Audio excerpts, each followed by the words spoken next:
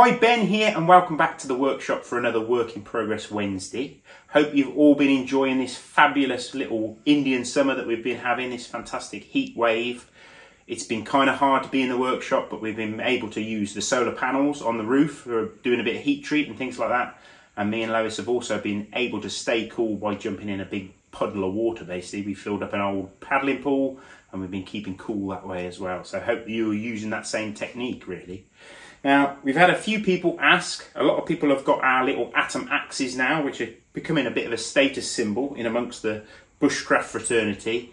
But a few people have said, well, how do I get to actually get that razor edge back on the tool if you've been using it a long time? So we're just going to show you a quick top tip on how to get that razor edge back on your atom.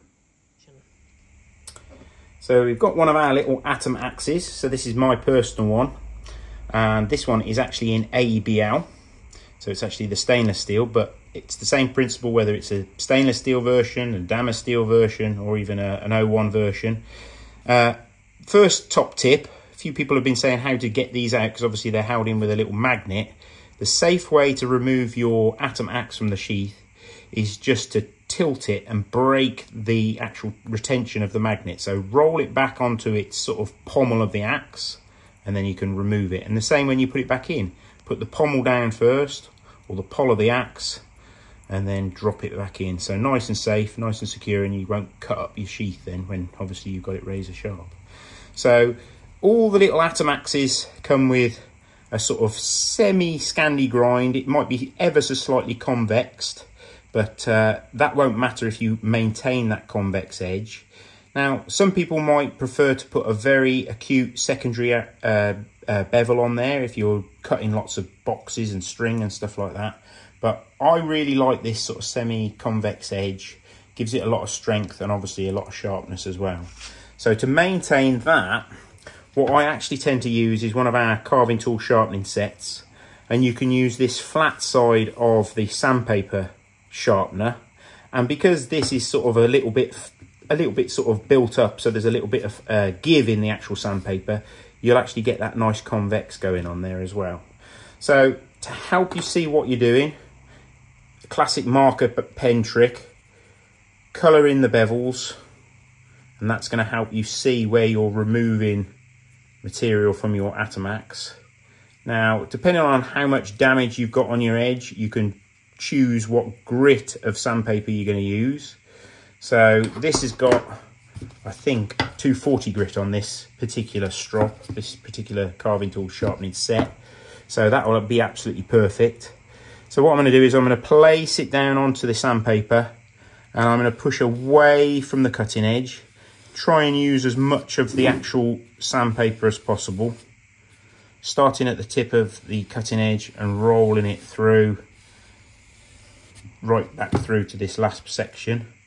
And then after a few passes, you can see we've pretty much removed all that pen. There's just a tiny little bit hanging on there at the very tip. So we'll do a few more passes. And like I say, depending on how much edge damage you've got, it might only take a few passes on one side and then a few passes on the other. Now, it's entirely up to you. You can flip it round like this and do the same technique by just flipping the axe over. Because the tool itself is so small, you can actually do that quite easily. And then that means that I can use my same right hand, so I'm not having to worry about getting the skills of using my left hand for sharpening. So using my right hand, hold the axe, a few passes away, a little bit of pen left, so I just need to increase that angle ever so slightly.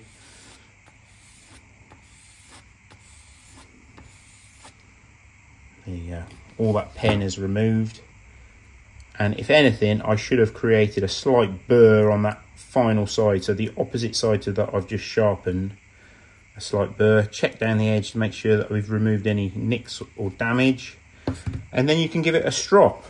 So obviously with your carving tool sharpening sets, you get one with paper and one with leather, which you can then charge with some Tormek paste, some honing paste. Or if you haven't got that set up and you've got one of your paddle strops, you can again use a paddle strop for just buffing that edge and putting that absolutely perfect mirror finish on there, removing any burr and getting that real nice razor edge that's going to be perfect for all your tasks that you need to cut with your atom axe. And then I just alternate a few strokes on each side just to help remove that burr. I just give it a quick wipe down with a cloth. Make sure you're removing any debris. That's looking really nice and shiny now. That's what we're looking for. And then you can test it just by putting it on your fingernail. If it bites into your nail, you know that it's good and sharp. That's perfect. While we're on the subject of sharpening, I did have an email the other day about sharpening a Nomad and whether you use the same technique of sharpening a penknife that we've got a video on using our sharpening set, or whether it was like sharpening a Bushcraft knife. So depending on the grind that you've got on your Nomad, you can use either technique. So if you've got a Scandi, I would refer to the sharpening a Woodlander video. And if you've got a small secondary bevel on it, on a flat grind, you could probably use the technique of sharpening a penknife that we use this setup. The only thing that I would say, with a Nomad, obviously being a friction folder, what is a pretty good idea is either to use a rubber band, or I use a bit of masking tape. I just put a bit of masking tape round the handle, just like so, just to help lock that spur into the handle. Because obviously when you're sharpening, you will be like stropping away from the edge, and you might not necessarily have your hand fully over that spur. So a little bit of masking tape, very simple, but makes it very safe. And if I can figure out how to do it, we'll tag in those videos into the description below, so you'll be able to refer to those. But yeah, a little bit of tape just gives you a bit of peace of mind. So again, depending on how sort of bad your edge is, sometimes just a quick strop like that will be enough just to get that absolute razor edge back on your tools, and you will hardly ever have to go to a coarse stone. So little and often is the key. So I'll give that a little wipe down, take off any slurry, and then we can give it a little test to see how sharp that is.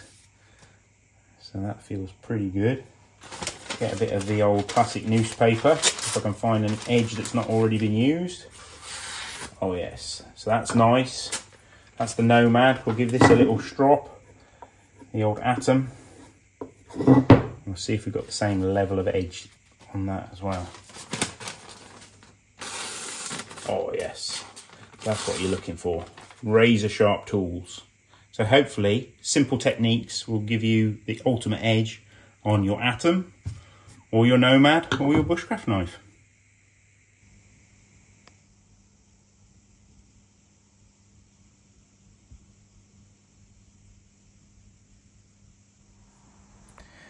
So we've also been working on some fun things in the workshop over the last few weeks. We made a little run of Damasteel tools, which was really quite fun to do. So we did some of our field knives in some really nice Damasteel Damascus. So this is the Vinland pattern. And you can use those same sharpening techniques for putting the edge on your little field knives as well. So a really nice little stumpy. And then we actually did some Atoms in Damasteel. So these are some of the first Damasteel Atoms. Really, really cool. And obviously, because you're going to be wearing that around your neck, you're going to be able to see all that amazing pattern. Very, very cool. Such lovely material to work with, and obviously when you reveal that pattern by putting it in the acid, that's like the treat for us as a maker, to get to see what actually you've been working with. And then we've also been experimenting with a new fun sort of texture to the handle material. So I really like using desert ironwood because it's incredibly stable, it's incredibly waterproof, and makes a very durable handle. But quite often, if you've got a polished finish, like on this Puko, so this is a polished finish on desert ironwood, looks incredible, but some people say that when it gets wet, it can get a little bit slick in the hand. So especially on parangs and things that are going into the jungle, where it's going to get extremely wet and extremely difficult conditions, I wanted to try and give it a texture. So we've come up with this, what we've called driftwood finish. So we've actually put a texture onto the actual desert ironwood, which has given it like 100 years worth of use, basically. It's like raised the grain to the point that you've actually got a real nice grippy texture to the wood, but it still looks beautiful, still reveals all that pattern to it as well. So we've got one of our woodlanders in desert ironwood, black liners, black micarta pins with our new driftwood finish. So the driftwood finish and the ABL blade is going to make a really weatherproof tool. So we've got a woodlander, and we've even done the same driftwood finish on one of our nomads as well. So again, it's sort of eaten away the timber, sort of revealing those sort of heavy contour lines of the wood. Not rough to the touch, but when it gets wet, you can really feel that extra added grip that you've got to the handle itself. So again, almost like a matching nomad. Black liners, black backspacer, sort of accenting those black tones that you've got in the desert ironwood. And then this one's got an ABL blade as well. So yeah, really exciting to play around with new ideas. Our driftwood finish on the desert ironwood, and obviously working with some desert ironwood as well, and some damask steel. So that's what we've been working on in the workshop this week. Lots of new materials and obviously new ideas that we've been experimenting with. So I hope you enjoy seeing what we've been working on, and hopefully those tips on how to keep your atom razor sharp will be useful to you. If you've got any questions, remember to drop us a line, and we will see you again next time.